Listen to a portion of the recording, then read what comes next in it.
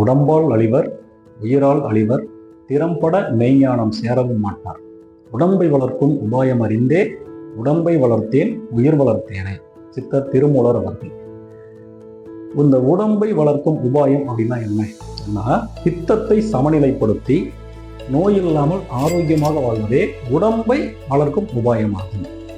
இதுக்கு மனித உடல் என்பது என்ன, மனித உடல் எவ்வாறு இயங்குகிறது, நோய்கள் என்பது என்ன, நோய்கள் ஏன் ஏற்படுகிறது, மெய்ஞானம் என்பது என்ன, மருத்துவம் என்பது என்ன, இது போன்ற பல விஷயங்களை சிந்தித்து தெரிந்து கொள்வதே உடம்பை வளர்க்கும் உபாயத்துக்கான அடிப்படை தத்துவமாகும்.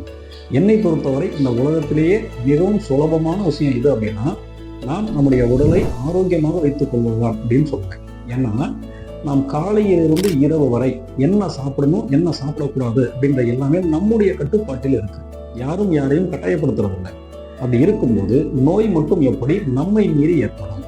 இப்போ அதே போல நிறைய பேர் எனக்கு வயசாகிடுச்சு, அதனால உடம்பு முடியல, நோய் வந்துருச்சு அப்படிம்பாங்க. ஆக்சுவலாக வயதுக்கும் நோய்க்கும் துளி அளவு கூட தொடர்பு கிடையாது. இதுக்கு நாம் நம்முடைய உடல் இயங்கும் தத்துவத்தை தெரிந்து கொண்டால் 100 வயசுல 1000 ஆண்டுகளானாலும் நம்மால் உயிர் வாழ முடியும், அதுவும் ஆரோக்கியமாக. இதற்கு நாம் என்ன பண்ணணும்னா, நாம் நோய் இல்லாமல் ஆரோக்கியமாக வாழ நம்முடைய உடலை அணு அணுவாக ஆராய்ச்சி செய்ய வேண்டும்.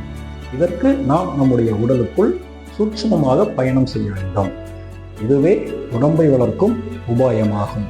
இதுவே மெய்ஞான தவமாகும்.